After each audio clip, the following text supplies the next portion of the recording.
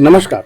प्रिय दर्शकों, आप सभी का स्वागत है हमारे चैनल प्राच्य वास्तु विज्ञान में। प्रिय दर्शकों, आज हम चर्चा करेंगे हमारा जो वास्तु पर चर्चा है। ये वास्तु पर चर्चा मैं इसीलिए रखा हुआ हूँ क्योंकि हमारे इस चैनल से केवल वास्तु शास्त्र का और ज्योतिष का ही चर्चा किया जाता है, यानी कि आपके नाम के अक्षरों पर ही आपके राशि के अनुसार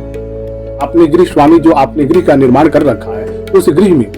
किस ग्रह के कारण आपको क्या परेशानियां उत्पन्न हो रही है, तो उसी पर जो है क्या करता हूँ। यदि आपके गृह में वास्तु जन दोष से आप पीड़ित हैं, वास्तु संबंधित किसी चीज को यदि आप जानने के लिए उत्सुक रहते हैं,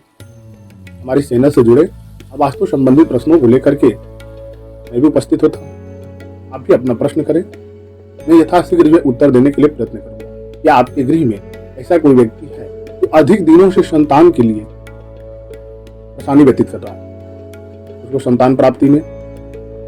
अधिक दिनों से किसी न किसी रोग से ग्रसित हो जाने के कारण संतान विलंब योग बन जाता है। यदि आपके गृह में इस तरह का कोई भी व्यक्ति हो, आपका पुत्र हो, वधु हो, आपकी पुत्री हो, आपके गृह में इस तरह का यदि परेशानियों का सामना करना पड़ रहा है, आपके गृह में वास्तु जन दोष ही व्यक्ति को पुत्र संबंधित संतान वृद्धि के संबंधित जो आपको परेशानियों का सामना करना पड़ रहा है, आप सर्वप्रथम यह देखें कि आपके गृह स्वामी के अनुसार वह आपका स्थान किस जगह पर है जो आपकी भूमि भवन का निर्माण हुआ है। अगर आपकी कुंडली के अनुसार यदि सूर्य अब बृहस्पति का युक्ति यदि आपका दृष्ट हो चुका है, सूर्य बृहस्पति यदि आपकी कुंडली में या आपके गृह में अथवा आपकी जो गृह कुंडली है यदि उसमें आपका सूर्य अब बृहस्पति यदि पीड़ित है, आपके गृह में रहने वाले व्यक्ति जो संतान संबंधित परेशानियों से पीड़ित है। यानी कि आप अपने गृह में यह देख सकते हैं कि हमारे गृह में वो सूर्य कौन से स्थान पर स्थित है जो हमारे गृह में रहने वाले व्यक्ति को संतान संबंधित परेशानियां उत्पन्न करता है, हमारे गृह में रहने वाले व्यक्ति को उग्रता का भी प्रतीक उत्पन्न करता है। सूर्य यदि आपकी कुंडली में पीड़ित हो चुका है, बृहस्पति यदि आपकी कुंडली में पीड़ित हो चुका है, तो आपको शरीर से आपके गृह जन दोष को अधिक से अधिक जो पीड़ा उत्पन्न करता है। आप अपने जीवन से ग्रसित हो जाते हैं, जीवन से ग्रसित होकर के आप उस चीज को चिंता में लगते हैं कि हमारे यह चीज में वृद्धि नहीं हो पा। यदि आपके गृह में आप अपने गृह कुंडली को निर्माण करके आप देखते हैं कि बृहस्पति और सूर्य कौन से स्थान पर स्थित है, यदि आपके गृह कुंडली में बृहस्पति और सूर्य यदि षष्ठ भाव, द्वादश भाव, द्वितीय भाव या अष्टम भाव में यदि स्थित हो जाते हैं, आपके गृह में रहने वाले व्यक्ति को संतान संबंधित परेशानियां उत्पन्न करते हैं और रोग से किसी न किसी गुप्त रोग को उत्पन्न करते हैं, तो व्यक्ति अपने जीवन में ग्रसित हो जाता है। उस रोग को उपचार कराते कराते कुछ वर्ष कुछ माह जो व्यतीत हो जाता है और उसको सफलता की प्राप्ति भी नहीं हो पाती है, तब जो व्यक्ति को उसका शांति कराने मात्र से उसको लाभ की प्राप्ति होने लगती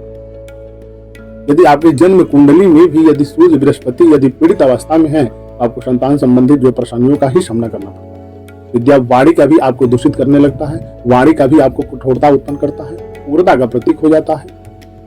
यदि किसी बच्चे का भी ऐसा योग यदि उत्पन्न हो गया है, वो जो बच्चा जो पढ़ नहीं पाता, उसको पढ़ने में भी परेशानियां व्यतीत होती है, उसका स्वभाव उग्र हो जाता है, चिड़चिड़ापन होने लगता है और उसको जो विद्या में सफलता की प्राप्ति नहीं कर पाता, तो भटकाव उसके जीवन में आ जाता है। भटकाव होने से व्यक्ति अपने जीवन से अधिक तनाव महसूस करने लगता है और उसको सफलता के प्रतीक नहीं हो पाता। आप अपनी कुंडली के अनुसार, अपने गृह कुंडली के अनुसार आप सर्वप्रथम यह देखें कि आपके सूर्य बृहस्पति की युक्ति जो है किस स्थान पे है। यदि वह पीड़ित अवस्था में है तो आपके लिए यह परेशानियों का कारक बनता है। यदि हम दोनों ग्रहों को विचार करके अपने गृह पर भी विचार करते हैं कि हमारे गृह में सूर्य का प्रकाश कितना प्रतीक होता है।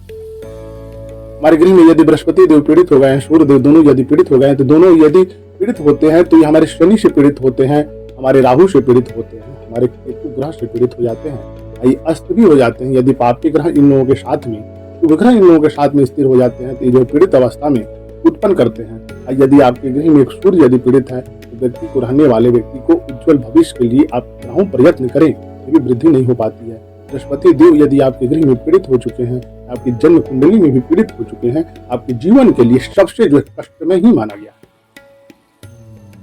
हमारे सूर्योदय से पहले यदि हम सूर्य का पूजन करते हैं, सूर्य का जो उपचार करते हैं, हमारे गृह में कितना सूर्य का जो प्रभाव उत्पन्न होता है, हमारे गृह में रहने वाले व्यक्ति को अपने ताप से जो है उस रोग को भी हनन करते हैं, हमारे गृह में वृद्धि का भी योग उत्पन्न करते हैं। हमारे चैनल का मुख्य आदेश यह है कि अपने गृह जन दोष से यदि आप पीड़ित हैं, यदि आप कुंडली को विचार करते हैं, आपकी कुंडली में महादशा अंतरदशा सब कुछ यदि उत्तम चल रहा है या आपकी गृह कुंडली में आपके अनुकूल ही नहीं चल रहा है, आपके जीवन में वृद्धि का कारक योग नहीं उत्पन्न होगा। यदि आप संतान संबंधित यदि परेशानियों को लेकर के अधिक दिनों से पीड़ित हैं, आप अपनी गृह कुंडली को अपने जो है कुंडली को दोनों को बना करके अपने नाम राशि के अनुसार ही अपना जो है कुंडली निर्माण कर सकते हैं। अपने गृह के यानी कि आपके गृह के जो स्वामी है उनके अनुसार उसका कुंडली बना करके अपने भाव को आप मैच करेंगे कि हमारा जो है उनके हम पुत्र हैं, उनकी हम वधु है, हमारे लिए क्या लाभप्रद रहेगा, कौन सा वह दिशा हमारे लिए लाभप्रद रहेगा, हमारे संतान वृद्धि में योग कारक रहेगा, हमारे कार्य के लिए भी वृद्धि कारक योग लेकर के उत्पन्न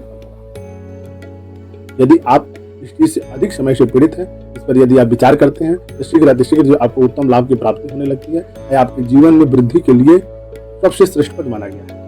हमारे चैनल का मुख्य आदेश है कि आप किसी भी तरह से यदि पीड़ित रहते हैं तो अपने गृह जन दोष को यदि आप दूर करते हैं, आपके लिए सबसे श्रेष्ठ उत्तम माना गया है। हमारे चैनल से जुड़े रहें। आप अपने वास्तु जन दोष को दूर करने के लिए कमेंट बॉक्स में अपना कमेंट देते रहें। जय श्री गणेश। नमस्कार।